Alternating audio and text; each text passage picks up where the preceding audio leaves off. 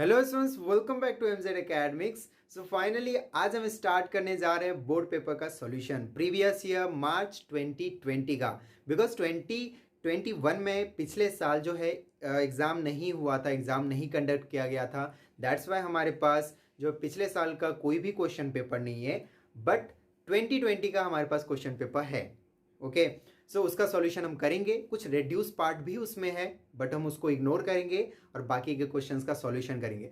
First of all, board paper के solution करने का मेरा जो मेन मोटिव है वो ये है कि आप समझ जाओ आप अच्छे से कि किस तरह से आपको बोर्ड पेपर में आपको सॉल्यूशन करना है, किस तरह से आपका प्रेजेंटेशन होना चाहिए, कौन सी ऐसी गलतियां हैं जो आपको नहीं करने, राइट। ऐसी कौन सी गलतियां आपको नहीं करनी। बिकॉज क्या होता है, बहुत बार ऐसा होता है कि हम सॉल्यूशन तो राइट करके आते हैं बट हमें उसके मार्क्स नहीं मिलते, बिकॉज हम कोई रूल फॉलो नहीं कर रहे, कोई इंस्ट्रक्शन फॉलो नहीं कर रहे, इसलिए ऐसा होता है। सो वो सारी बेसिक चीज़ें भी मैं आपको बताने वाला हूँ और स्टार्ट करेंगे वहीं से, और उसके बाद हम फिर सॉल्यूशन स्टार्ट करेंगे। हो सकता है आज के लेक्चर में हमारा ज़्यादा क्वेश्चन कवर ना हो पाए, क्योंकि मैं बेसिक्स पे ज़्यादा आज फोकस कर रहा हूँ, इंस्ट्रक्शंस पे ज़्यादा फोकस कर रहा हूँ। आंसर शीट में आपको किस तरह से प्रेजेंट करना चाहिए क्वेश्चन को, उस पर मैं ज़्यादा फोकस कर रहा हूँ।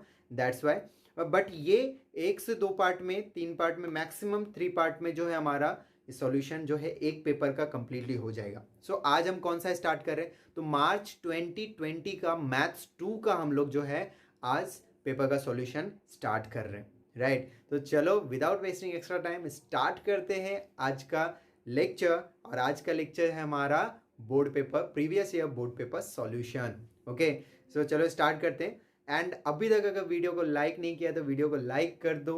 बहुत ही इंटरेस्टिंग एंड आपके लिए नॉलेजेबल वीडियो होने वाला है। अपने फ्रेंड्स के साथ शेयर भी करना, राइट। और चैनल पे अगर नए हो तो चैनल को सब्सक्राइब कर लो, बिकॉज आगे जो है अभी मैथ्स 2 का स्टार्ट हुआ है, मैथ्स 1 के भी पेपर के सॉल्यूशन आएंगे।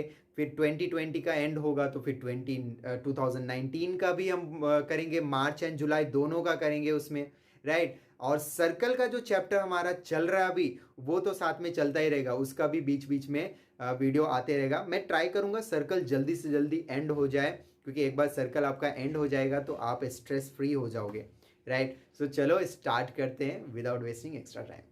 तो स्टूडेंट, ये रहा आपके सामने previous year board question paper, and ये है आपका मार्च 2020 का। ओके, मार्च 2021 का हम नहीं ला सकते क्वेश्चन पेपर, बिकॉज एग्ज़ाम ही नहीं हुआ था, राइट। सो हमारे पास क्वेश्चन पेपर कहाँ से आएगा, दैट्स वाई हम मार्च 2020 का कर रहे हैं। बट एक चीज़ आपको यहाँ पे ध्यान रखना है कि इस क्वेश्चन पेपर में आपको कुछ ऐसे क्वेश्चंस भी हैं जो आपको इस करेंट ईयर के लिए रेड्यूस है। बिकॉज मार्च 2020 में जो एग्ज़ाम हुआ था तो वो टाइम पे कुछ भी रेड्यूस नहीं था, कुछ भी ओमिट नहीं था। सो ये जो क्वेश्चन पेपर है मैथमेटिक्स पार्ट 2 का है, और ये क्वेश्चन पेपर आप लोग भी इजीली डाउनलोड कर सकते हो। टारगेट पब्लिकेशन के ऑफिशियल वेबसाइट पे जाओगे आप, डाउनलोड सेक्शन में आपको क्वेश्चन पेपर्स मिल जाएंगे। 2019 के भी मिलेंगे, 2018 के भी आपको मिल जाएंगे, राइट। सो यहाँ पे first of all solution start करने से पहले, मैथ्स 2 हमारा ज्योमेट्री का है ये क्वेश्चन पेपर। इसका सॉल्यूशन स्टार्ट करने से पहले जो मोस्ट इम्पॉर्टेंट चीज़ है वो है इंस्ट्रक्शंस, जो आपको फॉलो करने हैं, प्रॉपर डिसिप्लिन फॉलो करना है। अगर आप नहीं फॉलो करोगे स्टूडेंट, तो हो सकता है कि आप एग्ज़ाम में प्रॉपर एकदम राइट आंसर लिख के आए हो, फिर भी आपको मार्क्स 0 मिले, आपको उस क्वेश्चन के लिए मार्क्स मिला ही नहीं, क्योंकि आपने रूल फॉलो नहीं किया, डिसिप्लिन फॉलो नहीं किया, राइट।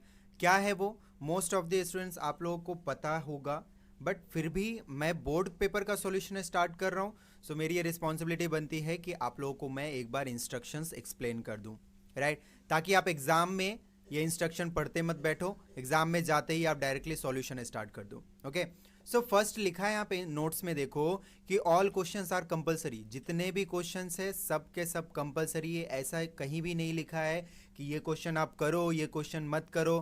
देखो जहाँ पे ऑप्शन दिया है वहाँ पे आपकी मर्जी, आप जो क्वेश्चन आप छोड़ना चाहते हो वो छोड़ सकते हो, जो क्वेश्चन आप अटेम्प्ट करना चाहते हो अटेम्प्ट करो, राइट।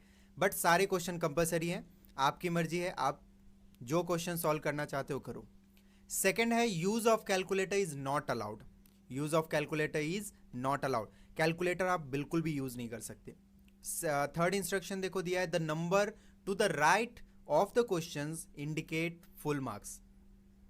बोला है आपको जो नंबर्स लिखा है, देखो ये जो हमारा क्वेश्चन है ना, क्वेश्चन नंबर 1, इसके साइड में जो ये नंबर लिखा है, ये जो मार्क्स दिया हुआ है यहाँ पे, राइट, 4 ब्रैकेट में, ये फुल मार्क्स है इस क्वेश्चन के लिए। क्वेश्चन नंबर 1 ए के लिए ये फुल मार्क्स है 4, मतलब क्वेश्चन नंबर 1 ए जो है ना आपका, वो 4 मार्क्स का है, ऐसा है। और एक और चीज़ इसके साथ में बता दूं आपको यहाँ पे कि क्वेश्चन आप जब कभी भी लिखते हो ना, जैसे क्वेश्चन नंबर 1 लिखा है, तो क्वेश्चन नंबर 1 में आप क्वेश्चन नंबर 1 का ही सॉल्यूशन लिखोगे। ऑफ कोर्स आप लोग इतना तो आप लोगों के पास जो है माइंड होगा ही, सिंपल सी चीज़ है, इतना तो आप सोच ही सकते हो। लेकिन क्या होता है ना, कभी कभी हमसे बाय मिस्टेक ऐसा हो जाता है कि क्वेश्चन नंबर हम गलती से कुछ और लिख देते हैं, सॉल्यूशन किसी और क्वेश्चन का कर देते हैं। तो ऐसा अगर आपने किया तो हो सकता है आपको मार्क्स ना मिले, 0 मार्क्स मिले उस क्वेश्चन के लिए। सो ये आपको ध्यान रखना है कि क्वेश्चन नंबर रॉन्ग नहीं होना चाहिए, जो आप सॉल्यूशन कर रहे हो वही क्वेश्चन नंबर आपको प्रॉपर लिखना है, ये भी आप याद रखो। चलो नेक्स्ट है, इन केस ऑफ एमसीक्यू, अगर आप एमसीक्यू टाइप क्वेश्चन कोई कर रहे हो तो क्वेश्चन नंबर 1 ए जैसे यहाँ पे दिया हुआ है आपको, only the first attempt will be evaluated and will be given credit. So बोला है कि अगर आपने यहाँ पे सपोज आपने ऐसा किया कि आपने कोई तो ऑप्शन बी मान लो सेलेक्ट कर लिया आपने, और ऑप्शन बी आपने लिखा, बाद में आपको पता चला कि ऑप्शन बी रॉन्ग है, आपको पता चला कि ऑप्शन बी रॉन्ग है, दूसरा कोई ऑप्शन है, तो उसको आप कट करके फिर दूसरा ऑप्शन लिखोगे, राइट। लेकिन ऐसे में क्या होगा, आपको मार्क्स नहीं मिलेगा। अगर आपने कट करके फिर से दूसरा आंसर लिखा तो आपको मार्क्स नहीं मिलेगा। इसका मतलब यह है कि only first attempt will be evaluated, right. तो फर्स्ट अटेम्प्ट को ही जो है मार्क्स दिया जाएगा। अगर आपने कट करके सेकेंड अटेम्प्ट लिया तो आपको मार्क्स नहीं मिलेगा। क्लियर है? चलो नेक्स्ट इंस्ट्रक्शन दिया हुआ है, for every MCQ the correct alternative A B C D in front of sub question number is to be written as answer. बोला है देखो, जैसे ये क्वेश्चन नंबर 1 ए है हमारा, क्वेश्चन नंबर 1 ए, इसमें टोटल 4 सब क्वेश्चन है और हर एक सब क्वेश्चन में टोटल 4 ऑप्शंस हैं। तो आपको क्या करना है, क्वेश्चन नंबर 1 ए ये तो प्रॉपर लिखना ही है, सब क्वेश्चन भी लिखना है, और उसके सामने option A B C D, इसमें से जो राइट ऑप्शन रहेगा वो लिखना है। आपको क्वेश्चन नहीं लिखना, आपको ना ही आपको आंसर लिखना है, आपको ऑप्शन नंबर लिखना है ए बी सी डी में से कौन सा। लेकिन कुछ लोग क्या करते, गलती करते, जो है ना प्रॉपर क्वेश्चन नंबर नहीं लिखते। तो क्वेश्चन नंबर 1 ए लिखा, मैं आपको अभी बताऊंगा भी कैसे करना है, बट यहाँ पे लिखा है तो मैं एक्सप्लेन कर देता हूँ। क्वेश्चन नंबर 1 ए लिखा, सब क्वेश्चन नंबर लिखा, फिर ऑप्शन लिखा उसके सामने। तो इस तरह से प्रॉपरली आपको लिखना है। नेक्स्ट है, draw proper figure for answer wherever is necessary. तो जहाँ पे भी रिक्वायरमेंट है, ज़रूरी है, वहाँ पे आपको प्रॉपर फिगर बनाना है। क्वाड्रिलैटरल, सर्कल, ट्रायंगल, ट्रेपेजियम, जो भी है आपको बनाना है प्रॉपर, राइट। ये आपको बोला है, नहीं बनाओगे मार्क्स कटेंगे, राइट। नेक्स्ट देखो, the marks of construction should be clear and distinct. बोला है कि आप कंस्ट्रक्शन जब करते हो ना तो आर्क बनाते हो आप, राइट, डिफरेंट आर्क्स बनाते हो आप, पॉइंट्स के नेम लेते हो, मेजरमेंट्स लिखते हो, आइडेंटिकल मार्क्स देते हो। तो ये सब चीज़ें जो है ना आपको प्रॉपर एकदम क्लियर लिखना है, राइट, एक दूसरे से अलग लिखना है। डू नॉट इरेज देम, कुछ भी इरेज मत करो, प्रॉपर कंस्ट्रक्शन करो, कुछ भी इरेज मत करो। जब तक आपका जब तक आपका कुछ रॉन्ग नहीं हो जाता, कुछ मिस्टेक नहीं हो जाता, तब तक इरेज मत करो, कुछ भी इरेज नहीं करना है। सारे आर्क्स, कुछ लोग क्या करते हैं, आर्क्स बन गया, राइट, आर्क हमने ड्रॉ किया, राउंडर्स के हेल्प से आर्क ड्रॉ किया, और आर्क ड्रॉ करने के बाद जब हमारा ट्रायंगल बन गया या फिर कुछ दूसरा जो कोई भी फिगर हम बना रहे वो फिगर बन गया, तो हम लोग आर्क को इरेज कर देते, रफ कर देते, मिटा देते। तो ऐसा नहीं करना है, बिल्कुल भी नहीं करना है। जितने भी मार्क्स हैं सब सारे के सारे रहने चाहिए। जब कंस्ट्रक्शन का मैं क्वेश्चन करूंगा तब मैं आपको फिर से बताऊंगा एक बार। नेक्स्ट है आपका, diagram is essential for writing the proof of the theorem. और बोला है कि जो कोई भी आप थियरम प्रूफ कर रहे हो तो वहां पे तो डायग्राम कंपलसरी है ही, राइट। कोई भी थियरम आप प्रूफ कर रहे हो तो वहां पे डायग्राम कंपलसरी होना चाहिए, अदरवाइज आपको मार्क्स कम मिलेंगे। क्लियर है, राइट। अब मैं तो यहाँ पे ऑप्शन के साथ सारे क्वेश्चंस करने वाला हूँ, बस मैं यहाँ पे जो रिड्यूस सिलेबस का क्वेश्चन है वही मैं आपको यहाँ पे नहीं कराने वाला, बाकी सारे क्वेश्चन में कराने वाला हूँ ऑप्शन के साथ। तो चलो स्टार्ट करते हैं सॉल्यूशन। स्टार्ट करेंगे क्वेश्चन नंबर 1 से। पहले मैं आपको आंसर शीट के बारे में बता देता हूँ। आप लोगों को पता है ऑलरेडी, आप लोगों ने प्रैक्टिस भी किया होगा, राइट। क्लासेस में, कॉलेज बोल रहा हूँ, स्कूल में आपने प्रैक्टिस किया होगा, फिर भी मैं आपको यहाँ पे स्टार्टिंग से पूरा डिटेल में बता देता हूँ, राइट। तो इंस्ट्रक्शन क्लियर हो गया होगा आप लोगों को। चलो स्टार्ट करेंगे। 2 आवर्स का आपका देखो एग्ज़ाम है, 2 आवर्स का एग्ज़ाम है। 40 मार्क्स मैक्सिमम नंबर आपको मिल सकता है अगर आप सारे क्वेश्चंस अच्छे से अटेम्प्ट करते हो तो। क्लियर है, राइट। तो चलो स्टार्ट करते हैं सॉल्यूशन। स्टार्ट करेंगे क्वेश्चन नंबर 1 से। एक और चीज़, मैं इंस्ट्रक्शन जब बता ही रहा हूँ तो एक और चीज़ बता दूँ, जब कभी भी क्वेश्चन नंबर 1 आप सॉल्व कर रहे हो तो क्वेश्चन नंबर 1 जहाँ पे भी एंड हुआ आप वो पेज को ब्लैंक ही छोड़ दोगे, राइट। नेक्स्ट पेज पे आप स्टार्ट करोगे। क्वेश्चन नंबर 2, जैसे ये क्वेश्चन नंबर 2 है तो क्वेश्चन नंबर 2 जो है ना, ऑलवेज आप न्यू पेज पे स्टार्ट करोगे।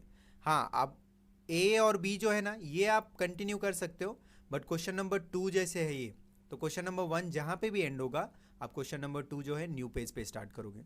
तो ये जो है बेसिक इन्फॉर्मेशन है, बेसिक जो नॉलेज है जो आपको बोर्ड एग्जाम के बारे में पता होना चाहिए, जो मैंने आपको बता दिया, राइट।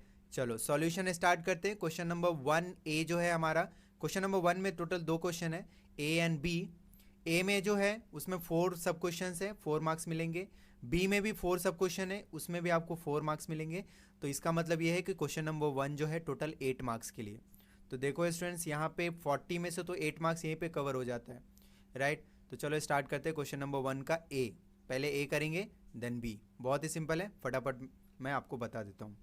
सो स्टूडेंट स्टार्ट करते हैं फर्स्ट क्वेश्चन का सॉल्यूशन। फर्स्ट क्वेश्चन में हमारा सब क्वेश्चन ए है और उसमें भी टोटल सब क्वेश्चन 4 है, राइट। तो आपको यहाँ पे देखो क्वेश्चन भी दिया हुआ है कि 4 alternative answers are given for every sub question. Total जो 1 2 3 4 सब क्वेश्चन है उसमें 4 टोटल अल्टरनेटिव्स है, ABCD, राइट। तो आपको बोला है select correct alternative and write the alphabet of that answer. So आपको अल्फ़ाबेट सिर्फ लिखना है ABCD, राइट। ऑप्शन नंबर सिर्फ लिखना है ABCD। आपको पूरा क्वेश्चन एंड सॉल्यूशन कुछ भी लिखने की ज़रूरत नहीं, सिर्फ आप ये सब क्वेश्चन नंबर डालो और फिर एक जो भी ऑप्शन राइट है वो लिखना है आपको, राइट। तो पहले हम लोग चारों का आंसर देखते हैं। चारों में से देखो 4th वाला जो है ना वो रिड्यूस है, वो नहीं करना आपको, तो इसका मतलब हमें 3 देखना ही है। तो आपको कैसे करना है, तो पहले हम इसका सॉल्यूशन देखते हैं कैसे आएगा, देन उसके बाद हम लोग क्या करेंगे, बोर्ड का जो आंसर शीट है उस पर कैसे लिखना है वो भी मैं आपको बताऊंगा, राइट। तो चलो फर्स्ट क्वेश्चन क्या देखो, out of the following which is Pythagorean triplet. अब पाइथागोरियन ट्रिपलेट जो है ना वो आपको क्या होता है वो ऑलरेडी मैंने पाइथागोरस चैप्टर में सिखाया है, ओके। तो वो आप जाके देख लेना अगर आपको नहीं समझ में आएगा तो। वैसे बहुत ही सिंपल है, मैं आपको बता रहा हूँ। देखो सी एंड डी, पहले तो सी या डी को देख के ही आप बता सकते हो कि जो ये सी एंड डी है ये आंसर नहीं होगा। क्यों नहीं होगा, क्योंकि इसमें टोटल 3 जो है जो सेम नंबर है, राइट। पाइथागोरियन ट्रिपलेट में क्या होता है, तो 3 जो है नेचुरल नंबर आपको गिवन होते हैं, 3 नेचुरल नंबर, एंड उसमें जो सबसे ग्रेटेस्ट नंबर होता है उसका स्क्वायर बाकी के रिमेनिंग नंबर्स के स्क्वायर के सम के इक्वल होता है। मतलब कि जैसे एग्जांपल के लिए मैं आपको बताऊं तो बी वाला ऑप्शन देखो, बी में क्या दिया हुआ है आपको 3 4 5। बी में आपको नंबर कौन कौन से दिए, 3 4 5। इसमें ग्रेटेस्ट नंबर क्या है, 5 है। तो मैं यहाँ पे 5 का अगर स्क्वायर करता हूँ, राइट, 5 का स्क्वायर करता हूँ, मुझे क्या मिलता है 25, ओके। फिर जो बाकी के 2 नंबर है देखो 3 स्क्वायर प्लस 4 स्क्वायर, इन दोनों का मैं क्या करूँगा, स्क्वायर करके सम करूँगा, मतलब प्लस करूँगा। तो मुझे यहाँ पे क्या मिलेगा 9 प्लस 16, और ये भी देखो 25 आता है। इसका मतलब ये है कि यहाँ पे जो सबसे ग्रेटेस्ट नंबर था उसका स्क्वायर किसके इक्वल आता है, बाकी के रिमेनिंग जो 2 नंबर्स हैं उसके स्क्वायर के सम के इक्वल आता है, राइट। ये भी 25 आया, ये भी 25। इसका मतलब ये है कि ये नंबर क्या है, पाइथागोरियन ट्रिपलेट है। अब यहाँ पे सबके सब नंबर सेम है तो पॉसिबल ही नहीं है कि एक नंबर का स्क्वायर जो होगा बाकी के 2 के इक्वल आएगा। यहाँ पे भी देखो 2 नंबर इक्वल है तो यहाँ पे भी पॉसिबल नहीं है, राइट। तो जहाँ पे भी अगर एक भी नंबर आपको इक्वल दिख गया ना तो समझ जाना वो तो नहीं होगा, इसलिए तो ये सी और डी को पहले ही कैंसिल कर दो। 1 और 5 का देखोगे आप करके तो सबसे ग्रेटेस्ट नंबर 10 है, उसका स्क्वायर करोगे तो क्या मिलता है आपको 100। फिर 1 का देखोगे तो 1 का स्क्वायर करोगे तो आपको क्या मिलेगा 1 ही मिलता है, राइट। और फिर यहाँ पे 5 का स्क्वायर करोगे तो आपको क्या मिलेगा 25, और इन दोनों को प्लस करने पे तो 26 मिलता है। तो ये 100 और 26 तो टोटली डिफरेंट है, तो इसका मतलब है कि हमारा राइट ऑप्शन जो है वो है बी, तो ए भी हमारा रॉन्ग ऑप्शन होगा। समझ में आया? तो इस तरह से आपको टिकिंग नहीं करना है, आपको टिक नहीं करना है एग्जाम में, ये मैं बस आपको समझाने के लिए बता रहा हूँ, राइट। आपको डायरेक्टली एग्जाम में ऑप्शन नंबर बी लिखना है, कैसे लिखना है वो भी मैं आपको बताऊंगा। पहले हम लोग बाकी के जो सेकेंड और थर्ड है उसका भी देख लेते हैं, राइट। चलो सेकेंड क्वेश्चन में क्या बताया आपको, देखो 2 circles of radii 5.5 centimetre and 3.3 centimetre respectively touch each other externally. तो एक्सटर्नली टचिंग सर्कल देखो हमने पढ़ा था, अच्छा हमने पढ़ा नहीं, सॉरी, सर्कल चैप्टर हमारा कंप्लीट नहीं हुआ है, ठीक है वो भी हो जाएगा। मैं आपको बताता हूँ यहाँ पे क्या करना है आपको। देखो यहाँ पे क्या दिया है, what is the distance between their centre. यहाँ पे हमें बताना है कि उनके सेंटर के बीच का डिस्टेंस क्या होगा। तो मैं आपको यहाँ पे डायग्राम से समझाता हूँ, रुको। सो इस तरह से देखो 2 सर्कल्स है, एक बिगर सर्कल है जिसका रेडियस कितना रहेगा 5.5 सेंटीमीटर। देखो रेडियस कहाँ से कहाँ तक रहेगा, तो यहाँ से लेके यहाँ तक ये रेडियस रहेगा कितना 5.5 सेंटीमीटर, ओके। और दूसरा हमारा छोटा वाला एक सर्कल है जिसका रेडियस कितना है 3.3 सेंटीमीटर। तो और ये देखो एक्सटर्नली टच कर रहे हैं, मतलब बाहर से टच कर रहे हैं, ये सर्कल और ये सर्कल दोनों बाहर से देखो इस पॉइंट पे टच कर रही है, ये हो गया इसका पॉइंट ऑफ कॉन्टैक्ट, ओके। सो ये एक्सटर्नली टचिंग सर्कल है। हमें बोला what is the distance between the centre. देखो इसका सेंटर और इसका सेंटर, इन दोनों के सेंटर के बीच का डिस्टेंस क्या है, बहुत ही सिंपल है, दोनों के रेडियस को क्या कर दो, प्लस कर दो, है कि नहीं। यहाँ पे दोनों के रेडियस को प्लस करोगे, मतलब 5.5 प्लस 3.3 करोगे तो आपको कितना मिलेगा, तो देखो ये मिलेगा आपको 8.8 सेंटीमीटर। समझ में आया? तो एक्सटर्नली टचिंग सर्कल में क्या होता है, तो आपको रेडियस को क्या करना होता है, प्लस करना होता है। अभी सर्कल का चैप्टर का आगे का जो वीडियो आएगा ना, तो उसमें मैं आपको बताऊंगा क्या करना है। अभी आप फिलहाल इतना याद रखो, एक्सटर्नली टचिंग सर्कल है, दोनों के रेडियस को प्लस करना है, ओके। बट मैं आगे सर्कल जब चैप्टर हमारा कंटिन्यू होगा तो मैं उसमें भी आपको बताने वाला हूँ, ओके। चलो सो ये दोनों सर्कल के रेडियस को प्लस कर दिया तो हमें मिला 8.8 सेंटीमीटर। तो इसमें राइट आंसर देखो कौन सा होता है हमारा, ये ऑप्शन सी, राइट। बाकी ये सब क्या है, ए बी डी रॉन्ग है। नेक्स्ट है आपका थर्ड वाला, देखो distance of point -3.4 from the origin. एक चीज़ आपको मैं बताता हूँ, रुको मैं आपको ग्राफ से समझाता हूँ ये। सो ये देखो, ये जो पॉइंट हमारा -3.4 है, ये कोऑर्डिनेट दिया हुआ है आपको एक्स वाई। तो इसको सपोज अगर P मान लेते हो तो P देखो इस तरह से यहाँ पे कुछ आएगा। ये हमारा ग्राफ है, देखो एक्स एक्सिस वाई एक्सिस। तो फर्स्ट वाला जो है -3 वो हमारा x है, तो एक्स एक्सिस पे -3 देखो इस साइड आएगा, लेफ्ट साइड में आता है -3, तो यहाँ से ऊपर जाओगे आप। और ये जो 4 है वो y है, तो +4 देखो y ऊपर रहता है, तो यहाँ पे हमारा पॉइंट आता है -3 4, -3 x का है और 4 देखो y का है, तो यहाँ पे पॉइंट आता है। सब हमने पॉइंट P सपोज किया है। अब ओरिजिन से इसका डिस्टेंस अगर फाइंड करना है तो डिस्टेंस फॉर्मूला आपको यहाँ पे चैप्टर नंबर 5 में आपने सीखा होगा, राइट। मैंने अभी तक वो चैप्टर नहीं पढ़ा है अभी तक, बट वो भी सर्कल के बाद आएगा, सर्कल के बाद वो भी चैप्टर आएगा। अब यहाँ पे देखो डिस्टेंस जो है ना इस पॉइंट का ओरिजिन से क्या आएगा, तो ओरिजिन पे ना कोऑर्डिनेट 0 होते हैं, ओरिजिन पे क्या होता है कोऑर्डिनेट 0, और पॉइंट P देखो हमारा -3.4 दिया ही हुआ है, तो आप सिंपल डिस्टेंस फॉर्मूला यूज़ करके आप लोग यहाँ पे इजीली सॉल्व कर सकते हो। इसे सपोज कर लो आप इस तरह से x1 y1, और इसे सपोज कर लो x2 y2, राइट। और डिस्टेंस का फॉर्मूला तो आपको पता ही, x2 - x1 the whole square plus y2 - y1 the whole square. तो यहाँ पे हम लोग क्या करते हैं, फास्ट चलो x2 की वैल्यू सब्स्टिट्यूट करते हैं -3, तो x1 हमारा 0 है, देखो इसका होल स्क्वायर करेंगे, प्लस y2 देखो यहाँ पे क्या है 4, माइनस ये सारी चीज़ें आपको रफ में करनी है, ओके। रफ पेज पे आप ये सब करोगे, फिर -0 the whole square. So next देखो यहाँ पे क्या आ गया, -3 का होल स्क्वायर, क्योंकि 0 माइनस करोगे तो फिर भी -3 रहेगा, तो -3 का होल स्क्वायर प्लस यहाँ पे 4 का होल स्क्वायर। तो क्या आ गया यहाँ पे देखो, तो अंडर रूट आ गया आपका यहाँ पे 9 + 16, और ये फाइनली कितना हुआ √25। तो फाइनली 25 का रूट कितना निकलता है 5। तो यहाँ पे जब ऑप्शन देखोगे आप तो 7 1, तो ये भी आंसर नहीं है। -5 तो कभी हो ही नहीं सकता, क्यों नहीं हो सकता, क्योंकि distance can not be negative, distance कभी निगेटिव हो ही नहीं सकता, तो इसलिए -5 को तो हम लोग ले ही नहीं सकते। हाँ, यहाँ पे ऑप्शन नंबर डी जो है हमारा वो राइट ऑप्शन है 5। क्लियर है। और ये तो आपको करना ही नहीं है। क्यों नहीं करना? क्योंकि ये रेड्यूस सिलेबस का है, सरफेस एरिया वॉल्यूम का है, तो ये आपको रेड्यूस है। क्लियर है। तो ये तीनों का आंसर हो गया, ये तीनों का इस तरह से आंसर हो गया। ओके, अब इसको आंसर शीट पे कैसे लिखना है वो भी मैं आपको यहाँ पे दिखा देता हूँ, बहुत ही सिंपल है। राइट, अब देखो इसमें फर्स्ट जो आपका फ्रंट पेज रहेगा ना वो कुछ इस तरह से रहेगा। एंड इसमें आपको जो कुछ भी फिल करना है वो आपको वहीं पे एग्जामिनर बता देगा। राइट, अगर आपको नहीं समझ में आ रहा है कुछ तो आप पूछ सकते हो, आपको पूछने के लिए कोई मना नहीं करेगा, आप अच्छे से पूछ सकते हो, बट इसमें कुछ रॉन्ग फिल मत करना, ये आप याद रखो। पहले तो वो खुद ही बताएंगे आपको। ओके, और बताने पे भी अगर आपको नहीं समझ रहा है तो आप उन्हें बुलाओ अपने पास और उनसे प्रॉपरली अच्छे से पूछ के ही सब कुछ करेक्ट जो है फिल करो, रॉन्ग मत करना कुछ। राइट, चलो पेज पलटेंगे हम लोग, पेज पलटेंगे और हमारे पास ये सामने हमारे पास ये इस तरह का आंसर शीट होगा।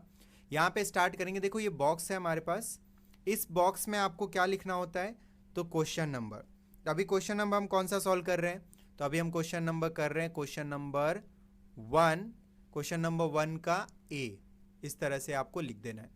क्वेश्चन नंबर 1 का हम लोग ए कर रहे हैं। देखो ये क्वेश्चन नंबर 1 का हम लोग ए कर रहे हैं, तो इस तरह से आपको बॉक्स में जो है क्वेश्चन नंबर 1 का ए लिख दिया। राइट, अब यहाँ पे क्वेश्चन नंबर 1 में जो हमारा फर्स्ट सब क्वेश्चन था तो उसका ऑप्शन कौन सा राइट था? तो ऑप्शन नंबर बी राइट था। तो आप आंसर शीट में कैसे लिखोगे? तो आंसर शीट में आप क्या करना, यहाँ पे फर्स्ट ऑफ ऑल एक लाइन ड्रॉ कर देना। यहाँ पे क्या करना है? एक इस तरह से लाइन ड्रॉ कर देना एक। ओके, चलो मैं आपको लाइन भी ड्रॉ करके दिखा देता। पेंसिल का यूज़ करना और इस तरह से देखो लाइन ड्रॉ कर लेना आप। राइट, अब यहाँ पे क्या करना है आपको? तो जैसे हमारा सब क्वेश्चन 1 था ना इस तरह से, तो क्वेश्चन नंबर 1 में हमारा ऑप्शन कौन सा राइट था? बी, तो हमने इस तरह से लिख दिया। चलो फर्स्ट का आंसर हो गया कंप्लीट, ऐसे ही आपको लिखना है। ओके, चलो नेक्स्ट हमारा देखो क्वेश्चन नंबर 2 जो है, सब क्वेश्चन नंबर 2 में कौन सा था? सी था ऑप्शन, राइट ऑप्शन। तो हम क्या करेंगे यहाँ पे इस तरह से लिखेंगे पहले 2, ओके, और फिर उसके आगे लिखेंगे सी। बस इतना ही लिखना आपको। आप ऐसे लिखते जाओ, आपको 1-1 मार्क्स मिलते जाएंगे। अगर आपका राइट होगा तो 1-1 मार्क्स आपको मिलते जाएगा। ओके, फिर थर्ड का देखो डी है, तो इस तरह से हमें लिखना है थर्ड के डी में आपको। सो 1 2 3 और यहाँ पे लिख दो आप डी। देखो नीट एंड क्लीन दिखाने के लिए आप एक एक लाइन छोड़ोगे तो और अच्छा दिखेगा। राइट, सो इस तरह से आप लाइन छोड़ के लिखोगे तो और अच्छा क्लीन दिखेगा आपका। राइट, पेपर एकदम क्लीन दिखना चाहिए। एंड फोर्थ वाला ओमिट है, तो फिलहाल आपको तो रहेगा, दूसरा जो है पोर्शन में जो है वो रहेगा। तो यहाँ पे आपका जो भी आंसर रहेगा फोर्थ वाला आप इस तरह से लिख दोगे। राइट, तो इस तरह से आपका फर्स्ट का जो ए है वो हो गया कंप्लीट। राइट, अब नाउ आप यहाँ पे यहीं से आप जो है हमारा बी है ना वो भी आप स्टार्ट कर सकते हो, बट क्वेश्चन नंबर 2 जो है ना वो आप न्यू पेज से स्टार्ट करना। अभी तो यहाँ पे क्वेश्चन नंबर बी हम लोग कर सकते हैं। कैसे करना है आपको? सिंपल यहाँ पे अगेन लिखना है आपको क्वेश्चन नंबर 1 और उसके आगे B. Right, question number 1 B लिख दिया और फिर इसके आगे सॉल्यूशन करना है स्टार्ट। समझ में आया? चलो क्वेश्चन नंबर 2 करते हैं अब। नाउ क्वेश्चन नंबर 1 का जो बी है, solve the following question. 4 marks के लिए 4 टोटल सब क्वेश्चन रहेंगे, जिसमें से इस करेंट ईयर के लिए एक क्वेश्चन जो है ओमिट है, हम लोग नहीं कर रहे हैं। आप लोग चारों क्वेश्चन ओके अटेम्प्ट करोगे। राइट, सो स्टार्ट करते हैं। देखो फर्स्ट क्वेश्चन क्या दिया आपको, जो भी आप क्वेश्चन करोगे आपको 1 मार्क्स मिलेगा, तो इसलिए ज़्यादा आपको इसमें कंटेंट नहीं डालना है, ज़्यादा आपको यहाँ पे मतलब लिखना नहीं है आंसर, ज़्यादा लेंदी सॉल्यूशन नहीं लिखना है, एकदम छोटा सा सिंपल सॉल्यूशन आप लिखोगे। क्या है? The ratio of corresponding side of similar triangle 3:5, then find the ratio of their areas. देखो सिमिलर ट्रायंगल के एरिया के बारे में पूछ रहे हैं, तो हमने थियरम पढ़ा था एक, theorem of area of similar triangle, theorem of area of similar triangle. उसमें क्या था? तो एरिया का जो रेशियो होता था वो इक्वल होता था करस्पॉन्डिंग साइड के स्क्वायर के इक्वल होता था। राइट, तो यहाँ पे देखो ट्रायंगल के बारे में कुछ नहीं बताया, तो हम थोड़ा सपोज कर लेंगे एंड देन उसका सॉल्यूशन करेंगे। राइट, सो मैं 1-2 क्वेश्चन आपको जो है ना आंसर शीट पे करके बताता हूँ, बाकी के जो क्वेश्चंस हैं मैं यहीं पे करूँगा क्योंकि वहाँ पे कंफर्टेबल नहीं होता है करने में। ओके, बाकी आपको समझ में आ जाएगा कि आपको करना कैसे है, वो आपको ऑलरेडी पता है। तो उसका मुझे टेंशन नहीं है, राइट। चलो स्टार्ट करते हैं, फर्स्ट क्वेश्चन का सॉल्यूशन करते हैं। सो देखो मैंने यहाँ पे क्वेश्चन कॉपी कर लिया है द सॉल्यूशन के लिए, राइट। इस तरह से आपको लेकिन लिखना है क्वेश्चन नंबर 1 का बी। ये आपको हर एक बार जब कभी भी आप क्वेश्चन सॉल्व कर रहे हो तो हर एक बार आपको ध्यान रखो क्वेश्चन नंबर प्रॉपर लिखा होना चाहिए। तो क्वेश्चन नंबर 1 का हम लोग बी कर रहे हैं, और बी में भी हम कौन सा कर रहे हैं, तो फर्स्ट वाला सॉल्यूशन कर रहे हैं। कौन सा कर रहे हैं, फर्स्ट का सॉल्यूशन, राइट। फर्स्ट में आपको देखो दिया हुआ है, ये रेशियो को हमें सपोज करना होगा। पहले हम लोग साइड सपोज कर लेते हैं। ये देखो हमारा साइड 1 साइड 2 होगा, और इसी तरह से एरिया भी जो है एरिया 1 एरिया 2 होगा। तो हम लोग यहाँ पे लिखते हैं, पहले यहाँ पे लिख देते सॉल्यूशन, ओके। और यहाँ पे लिखना स्टार्ट करेंगे हम लोग कि let the corresponding sides of a similar triangle be S1 and S2. Let the corresponding sides of a similar triangle be S1 and S2. Also एक minute, also A1 and A2 be the corresponding areas. Clear है। इस तरह से हमने side 1 S1 S2 मान लिया और area जो है A1 A2 मान लिया। क्लियर है। अब थियरम यूज करेंगे, पहले उससे पहले जो गिवन था वो लिख लेते हैं हम लोग। तो इस तरह से यहाँ पे देखो S1 is to S2 क्या हो जाएगा हमारा, यहाँ पे ये हो जाएगा 3:5, और इसको आप लोग इस तरह से भी लिख सकते हो S1/S2 इज इक्वल्स टू 3/5, इस तरह से भी लिख सकते हो। क्लियर है। रेशियो मिल चुका है, हम लोग यहाँ पे थियरम अप्लाई करेंगे। अब थियरम क्या था, सो यहाँ पे थियरम लिखते हैं हम लोग। थियरम था कि area 1 area 2 is equals to, जो एरिया होता है ना वो इक्वल होता है किसके, करेस्पॉन्डिंग साइड्स के रेशियोज के स्क्वायर के इक्वल होता है। सो यहाँ पे हम लोग S1 the whole square and S2 the whole square इस तरह से लिखेंगे, और यहाँ पे रीजन भी बता देंगे कि by theorem of area of similar triangle. तो इस तरह से रीजन भी कंपलसरी है लिखना, जहां कहीं पे भी रिक्वायरमेंट है, नेसेसरी है, तो रीजन लिखो आप। सो देयरफॉर यहाँ पे देखो A1/A2 इक्वल्स टू क्या आ जाएगा बताओ मुझे, तो 3A² 5A²। Okay, so A1/A2 is equals to 9/25 हो गया, राइट। सो आप लोग इस तरह से लिख सकते हो therefore A1 is to A2 is equals to 9:25। Okay, और फाइनली आप स्टेटमेंट भी लिखोगे नीचे। देखो मेरे नीचे यहाँ पे थोड़ा जगह नहीं हो रहा है, तो मैं यहाँ पे साइड में लिखता हूँ, बट आप नीचे ही लिखोगे। क्या लिखोगे यहाँ पे नीचे, तो यहाँ पे लिखोगे देयरफॉर, जो हमें पूछा था, क्या पूछा था, then find the ratio of their areas. तो यहाँ पे लिख दोगे आप the ratio of their areas is क्या हो गया, 9:25। देखा, तो इस तरह से आपका प्रेजेंटेशन होना चाहिए, राइट। इस तरह से आप, मेरा हैंडराइटिंग उतना अच्छा नहीं है, बट आप और अच्छे से लिखना, और एकदम नीट एंड क्लीन होना चाहिए। प्रॉपर रीजन लिखो, राइट। क्वेश्चन नंबर लिखो, आप प्रॉपर क्वेश्चन नंबर बराबर लिखो।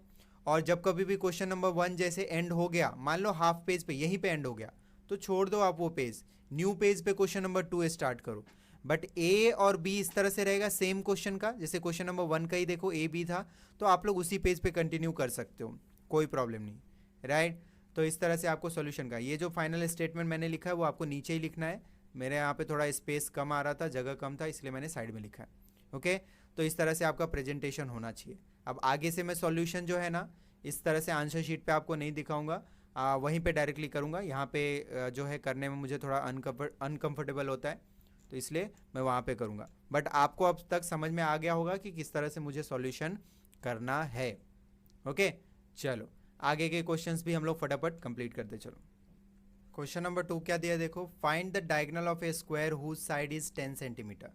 देखो आपको एक स्क्वायर दिया है, उसका साइड कितना बोला है 10 सेंटीमीटर। तो स्क्वायर का जो साइड होता है सभी इक्वल होते हैं, तो सबके सब 10 सेंटीमीटर होंगे, और उसका एक डायगोनल बोला है। तो एक देखो मैंने AC एक डायगोनल भी ड्रॉ कर लिया। अब आपको ये भी पता होगा कि ऑल एंगल्स भी क्या होते हैं, राइट एंगल होते हैं, 90 डिग्री के होते हैं।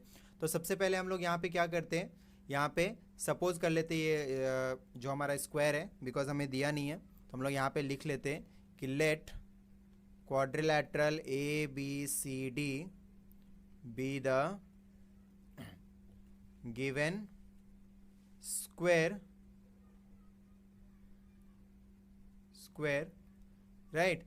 So therefore यहाँ पे AB equals to BC equals to CD equals to AD equals to कितना हो जाएगा 10 सेंटीमीटर। और एंगल्स की भी बात कर ले तो angle A equals to angle B equals to angle C equals to angle D, angle D equals to 90 degree होगा। ओके, सो अब AC अगर आपको फाइंड करना है, AC डायगोनल है ना, तो AC अगर आपको फाइंड करना है यहाँ पे, तो आप पाइथागोरस का थ्योरम यूज कर सकते हो, राइट। तो यहाँ पे आप लिख सकते हो कि in triangle ABC angle ABC equals to 90 degree, right. So therefore by Pythagoras theorem. Okay, so Pythagoras का थ्योरम क्या होगा, AC square equals to AB square plus BC square. So AC square equals to AB हमारा 10 है, देखो तो ये 10 का square हो जाएगा प्लस 10 का square. So AC square equals to हो गया 100 plus 100। So AC square equals to हो गया आपका ये 200। क्लियर है, 200 हो गया। अब आपको स्क्वायर रूट लेना है। So AC equals to square root of 200, right. तो यहाँ पे ध्यान देना AC इक्वल्स टू आ जाएगा आपका, देखो ये जो 200 है ना, इसको आप इस तरह से लिख सकते हो 100 इंटू 2, तो 100 का स्क्वायर रूट तो आता है, तो AC आपका हो जाएगा देखो इस तरह से 10 रूट 2 का रूट नहीं आता तो 2 इसी तरह से रह जाएगा। अब यहाँ पे सेंटीमीटर दिया हुआ था तो हम भी यहाँ पे लिख देते सेंटीमीटर। तो यहाँ पे AC डायगोनल कितना मिल गया आपको 10 रूट 2 सेंटीमीटर। क्लियर है, सो आपका यहाँ पे फाइनल आंसर हो जाएगा देयरफॉर डायगोनल